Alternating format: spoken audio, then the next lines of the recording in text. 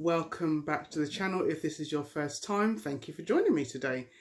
I wanted to talk about the concept of imposter syndrome because it's a term that I'm hearing a lot, especially at the start of the new academic year when people are in new roles, they've started new jobs, and they get to a point where they think, am I really capable of doing this?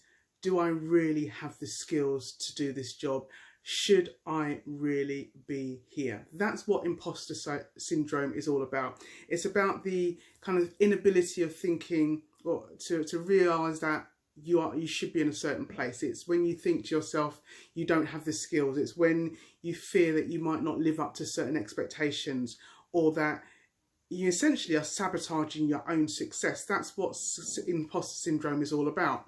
And it can be quite debilitating because it can cause people to not want to move forward or not want to take action because they think that everything they might do is going to be criticised, it's going to be picked apart.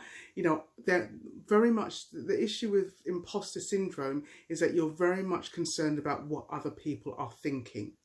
And it's an external situation where you are, you're translating your fears onto others. So you're trying to preempt what others are thinking, how others may be feeling, what others may be associating with you. Nothing may not have happened, you know, there may not have been anything that's happened, but it may just be about you and your insecurity, or you're doubting your own abilities.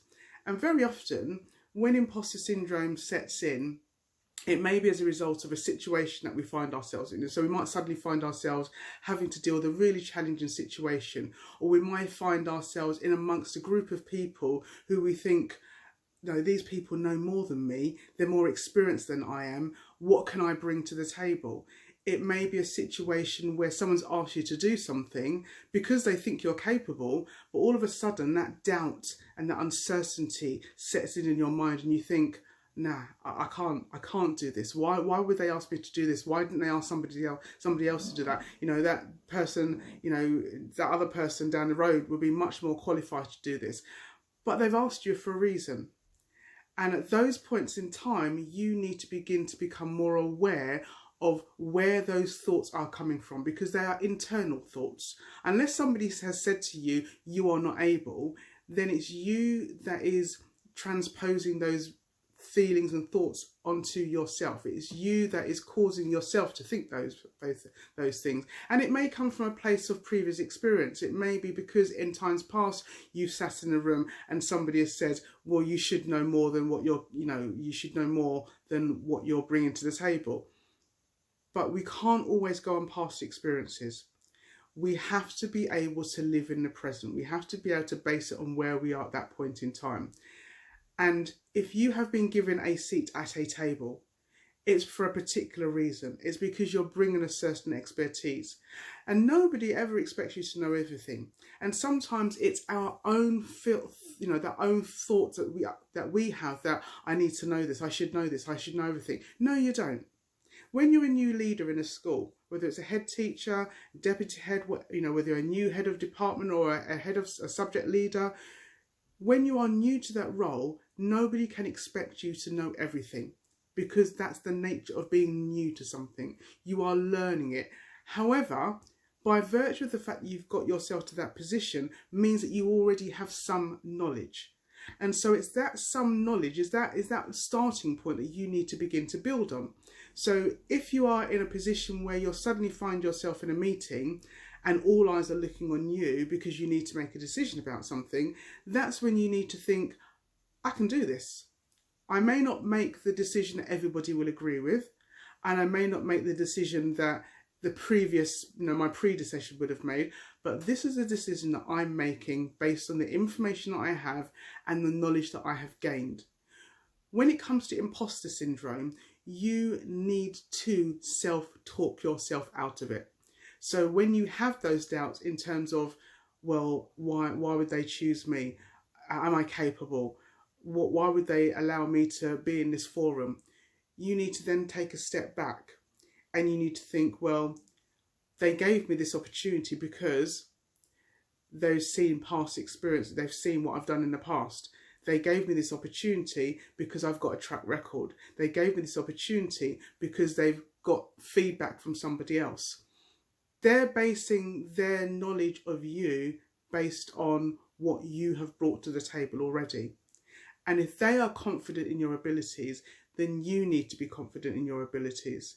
It is daunting when you find yourself in a situation that you've never been in before. When you find yourself amongst a group of people who seem so put together, so knowledgeable, so have that ability to articulate themselves, that you do feel out of place. But then you've got to think, well, you know what, I bring something different to the table. I may not be as well read or as well spoken or have as many degrees and accolades and have as many, written as many books and that kind of thing, but I still have something to bring to the table. I still have value to offer this situation, this group of people, this organisation that I'm a part of. Imposter syndrome can be debilitating. It can stop you from really showing who you are. And so it's important that you begin to have those opportunities to do that self-talk, to say to yourself, you know what, Amanda, you are capable, you are able, you have the skills, you've got something to bring to the table. We need to be able to push those doubts to the back of our mind and bring forward those abilities and those skills that we have been identified as having. And so I would encourage you, the next time that you fear that you won't live up to expectations, or you think, oh, my success is it's only because of what this person says, or only because I happen to be in the right place at the right time. No, counteract those thoughts with, okay, I may have been in the right place at the right time, but I had to prove my worth. Because sometimes opportunities are presented to us, but it's about what we do with those opportunities that enable us to have that kudos to be able to stand in front of those people. I would encourage you, do not allow imposter syndrome to become part of who you are. Stand firm in your abilities. Be proud of what you have accomplished. Know your worth. If it means that you need to write down the reasons why you were able to get that job, if it means that you have to go back to the job description and recognise that, yeah, I was able to tick off all these things, and the fact that you're able to tick them all off means that you are qualified for the role that you are doing. Don't allow imposter syndrome to stop you from moving forward. I hope this has been some help. If it has, please leave a comment below. Tell me about your experience of imposter syndrome, how you've overcome it. Any other advice that you might give to people who might be in a situation. Please like, comment, subscribe, turn on the notification bell for my next video. And yeah, I'll see you in the next one. Take care.